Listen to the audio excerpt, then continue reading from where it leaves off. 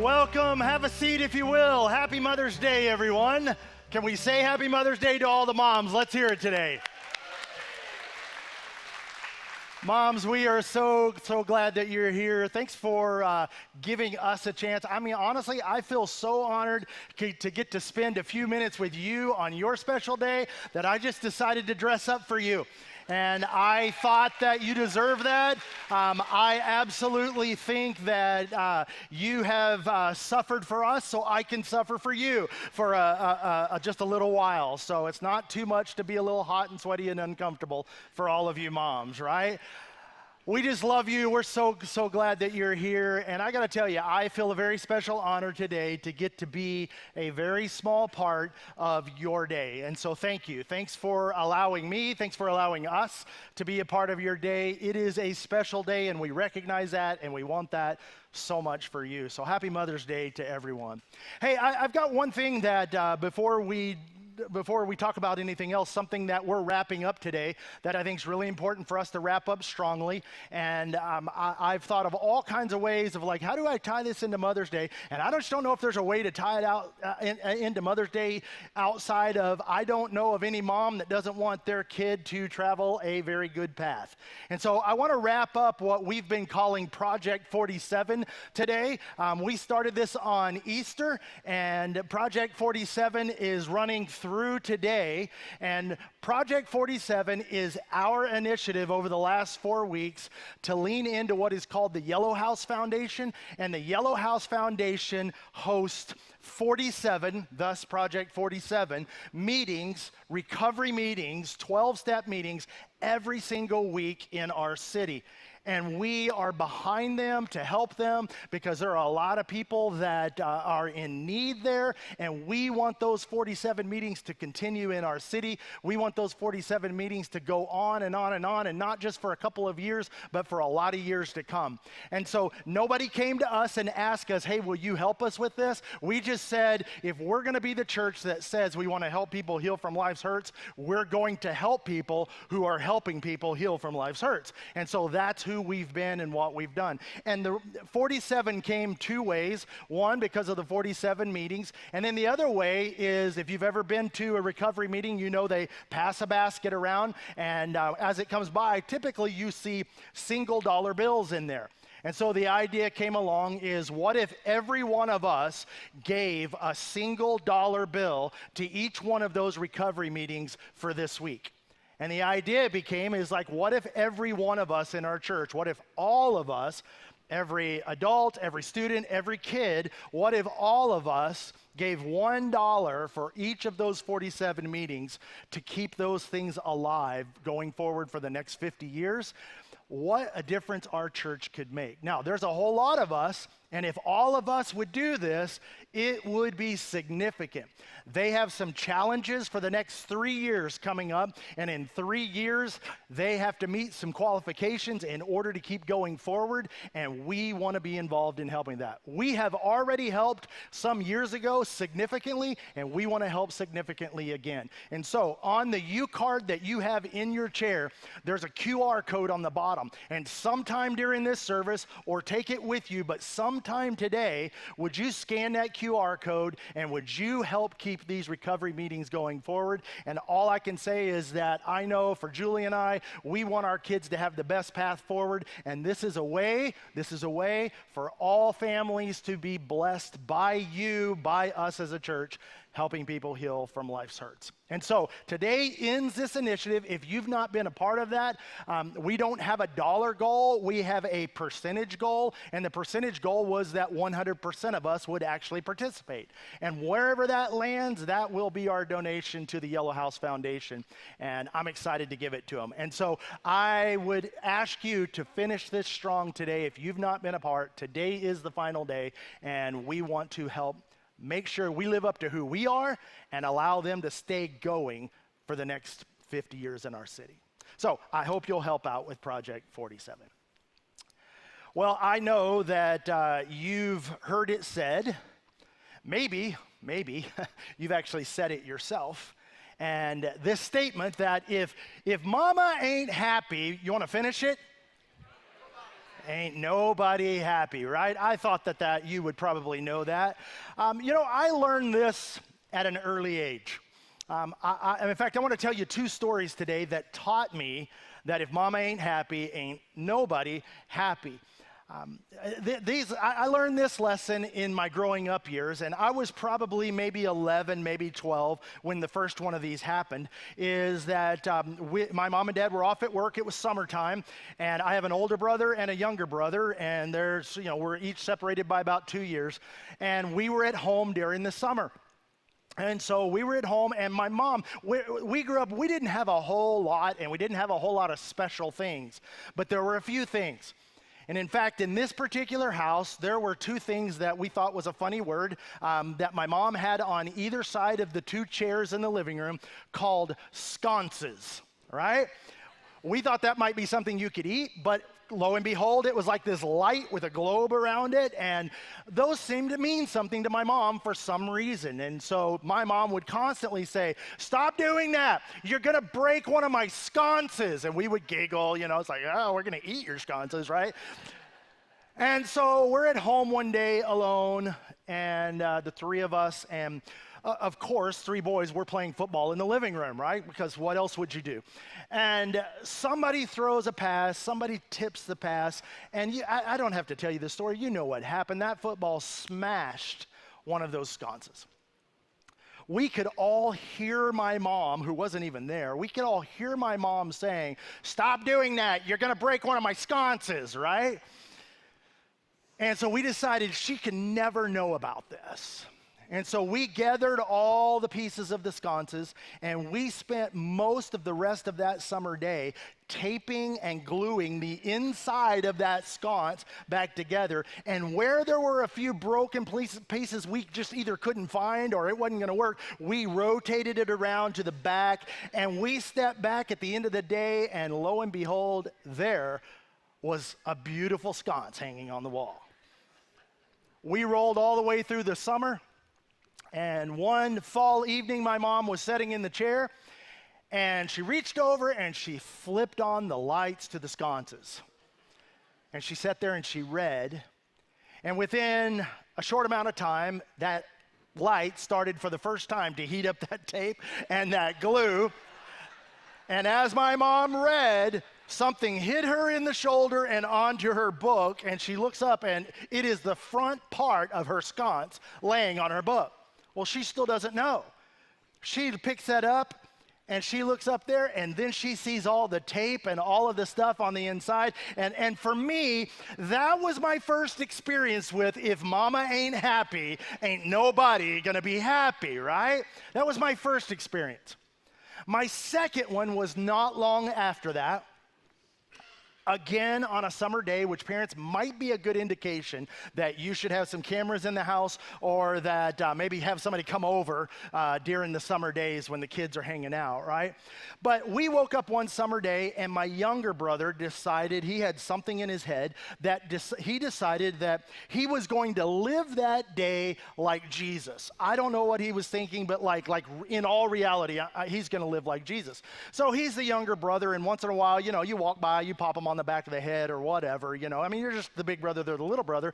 And he says, somebody does something to him, and he looks at us and he goes, "I love you, I'm Jesus." And we're like, "What do you mean you're Jesus?" "No, you're not. You're our brother, right?" And he's like, "I love you, I'm Jesus." And we're like, all right, whatever. So, we're eating breakfast and doing our thing, and it's like, let's test this out. So we steal his cereal.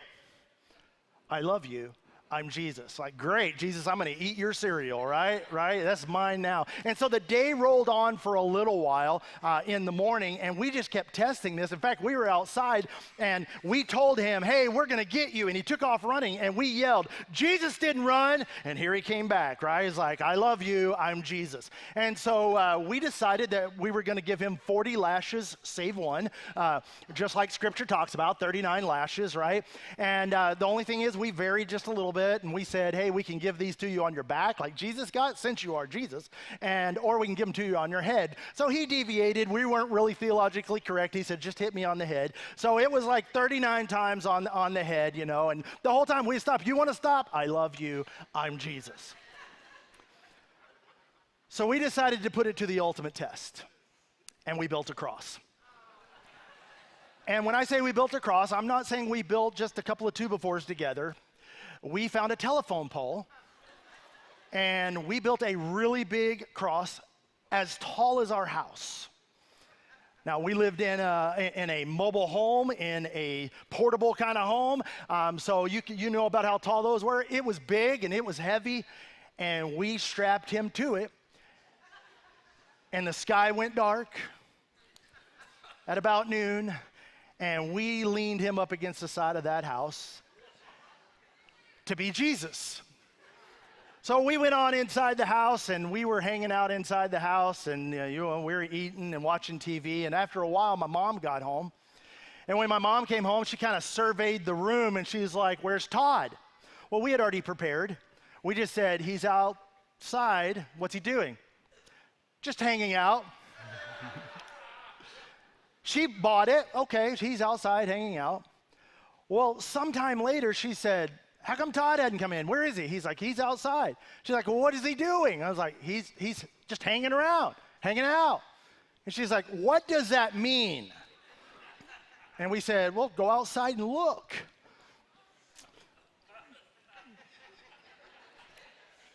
When she walked outside and out the back door and turned and looked and saw her baby hanging from a cross crying, she looked at us and said, "You get him down now." And we could tell by the look in her eyes that it was like, you either get him down now or you're next. And it was really true that what that did is it took that statement to a whole nother level for us. This is whenever I began to believe in that statement, except it changed the statement. And now the statement I believe is, if mama ain't happy, it's probably your fault. You know, here's something I've learned through parenting, through pastoring, and just being a husband for a really, really long time. Sometimes mamas aren't happy. And it's occasionally it's not the kid's fault, or the husband's fault, or the calendar, or even the laundry. Sometimes there is a thief that comes through that steals that happiness that's coming from the inside of the house. In fact, one of Jesus' closest friends, one of his closest followers, John, heard Jesus say this, and he wrote it down. Jesus said, "The thief that comes to steal, kill, and destroy. But I," that's Jesus, I have come that you may have life, and life to the fullest."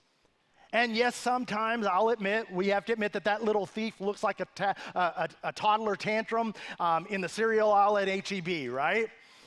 Sometimes that thief looks like a 15-year-old who is rolling their eyes and mumbling words as they walk away that you can't understand, and you probably don't want to know what they're saying anyway. Sometimes that thief, it looks like a house that can never stay clean, or a body that's just tired all the time, or a husband who still doesn't know what you meant by load the dishwasher right. But the truth is, Jesus isn't talking about all of that external chaos that we sometimes see and sometimes cause. He's talking about the stuff that creeps into your soul sometimes as a mom. You know, that whisper that says, "You're not enough." That scrolling that kind of leaves you feeling worse, not better. That glass of wine that becomes 2 and then 3 and then more. That pressure that sometimes you feel to look like you've got it all together, even when you're falling apart. And so here's the question that I want to ask every one of you moms today. Here's my question for you. Do you really want to be happy? Because if you do, it's not going to come from a Target run or a 20-minute TikTok break. And it's not going to come from your family who finally does everything right. And it's not going to come from a perfect Mother's Day. And so, yeah, if mama ain't happy, it might be the toddler's fault. It might be that teenager's fault. It might be your husband's fault. But sometimes it's deeper than that. Because what we really want, in fact, the truth of what we're all really desperate for, is not just a moment of quiet or someone else who finally vacuums the floors.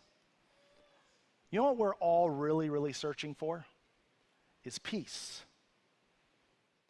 In fact, we've discovered through this series that we've been in called Happy that we're really looking for peace in 3 areas. We're looking for peace with ourselves, like being okay, who I am. I'm just at peace with me today.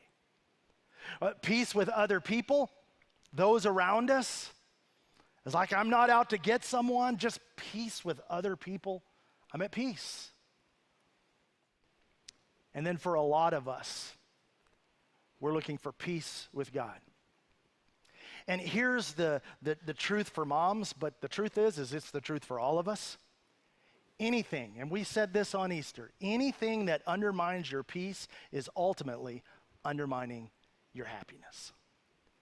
And so when Jesus says the thief comes to steal, kill, and destroy, but I've come to give you life, he's not offering an easier schedule or a cleaner house. He's offering peace. Like a deep soul level peace that doesn't depend on how your kids behave today or any day, or whether your spouse nailed the gift with your kids today, or whether you got 5 minutes to yourself. Because real happiness, moms, real happiness is not found in a perfect day. It's found in being at peace with yourself and with others, and oftentimes with God. In fact, that same God who said to us, "Come to me," and when he said, "Come to me," what he was meaning is, go with me as you live, and I will give you rest for your soul. I'll walk along with you. I'll restore you. I will fight for your peace with you and for you. And I love this, you will find rest. And so, mamas, let me just ask you, do you really want to be happy? It's what we want for you, but we can't answer the question for you. Do you really want to be happy? And if you do, then stop chasing what only gives relief, not peace. Start walking with the one who can help you find peace with yourself and with others around you. And if you do, moms, if you do, you may discover what many, many people, many of us have discovered as well, that you also discover peace with God in your soul. Moms, I tried to think about how I could pray for you today. My prayers are no better than yours. God doesn't hear my prayers any more than yours. I'm just a person just like you. But it is a good thing to pray for each other. And so, moms, I worked on this for a couple of weeks on how do I best pray for you today in this moment. And I know we have all kinds of moms of all different ways here today. And at the risk of leaving someone out, which I have no intention of at all of doing, but I want to ask you to do something with me. So all moms, whether you're a new mom, whether you've been a mom, whether you're a grandmother, whether you've been a mom and you've lost, if you're still hoping and trying to be a mom, I want to ask you to stand with me right now. Would you just stand where you are?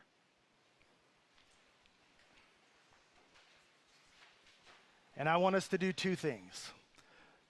For all of the rest of us, I want us to just give them a round of applause for all they are to us.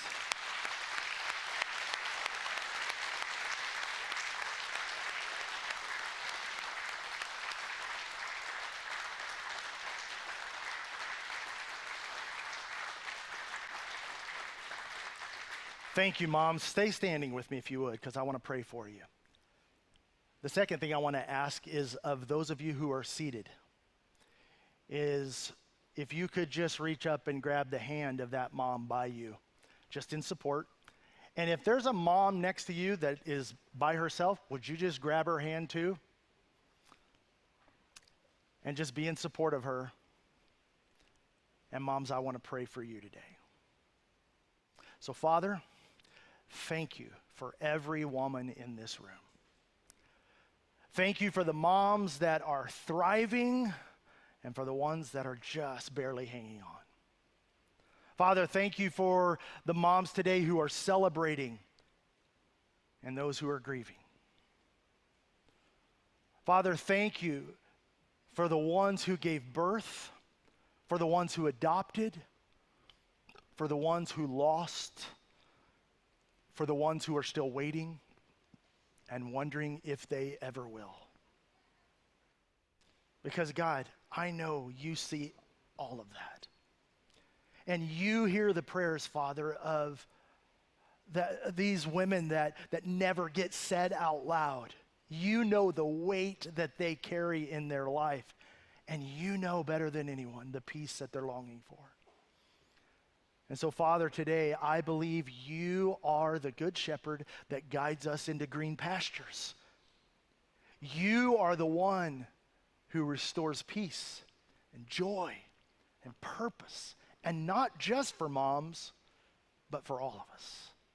But today, specifically, for these amazing ladies in our life. And so today, help us to be the kind of people that don't just celebrate, the kind of people that push forward and honor and help each mom in our life. Father, thank you for what you created when you gave us moms.